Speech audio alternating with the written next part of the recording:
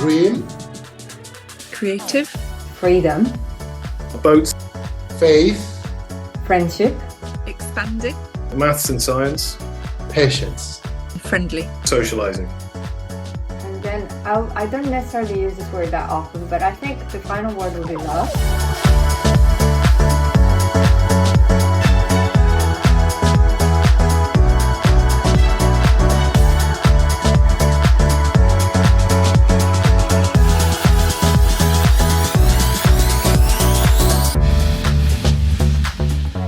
Back to the moment my bus arrived from Heathrow to the college drive, and I was just amazed that somebody who I don't even know came down to greet us like that. So what I'm going to is that,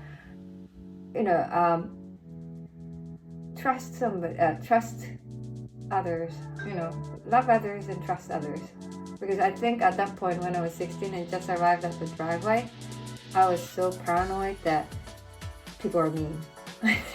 Quite frankly, I think at 16, after all these things that you would normally experience in high school, I was sort of paranoid that people are not nice.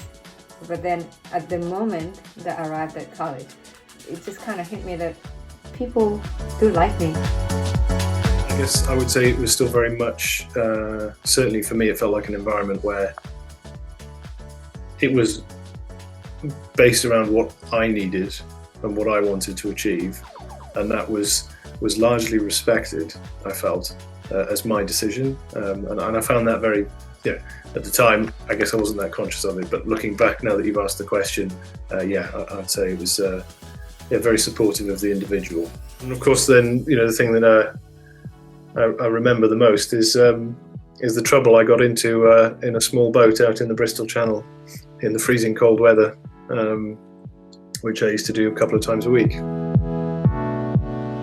I did estates, so I was in the farm. So when we were there, we had it was quite a lot of sheep.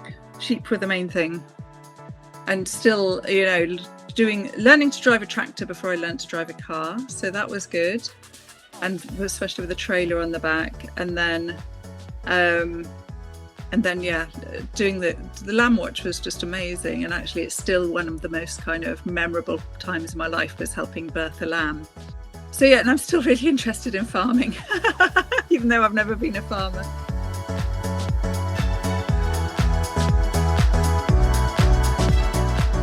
Best memories, again, I can't really specify the dates, but those are like the nights that I spent at the day room. Do you still call it day room?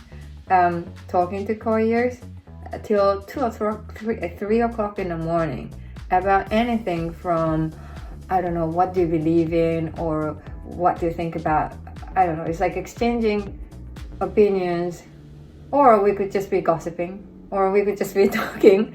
But those are like my precious memories, like the nights and of course days that I spent in the day room with my housemates and couriers and other students.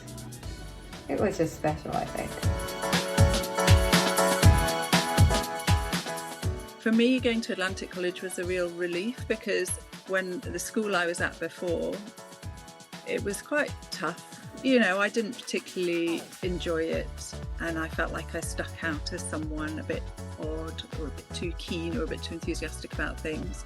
And what I absolutely was a saving grace and I loved about Atlantic College was the fact that when you went there, everyone was a bit odd and everybody was keen about strange things, and people, I think that sense of being in a place where there wasn't one normal is so amazing. I feel like I see the world through a very international and global perspective, and I'm,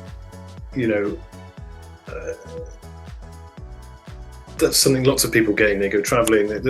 People achieve that in lots of different ways. But I think the way that, or one of the things that Atlantic College brings to us, or United World College Movement, or international schools in general bring to us, is that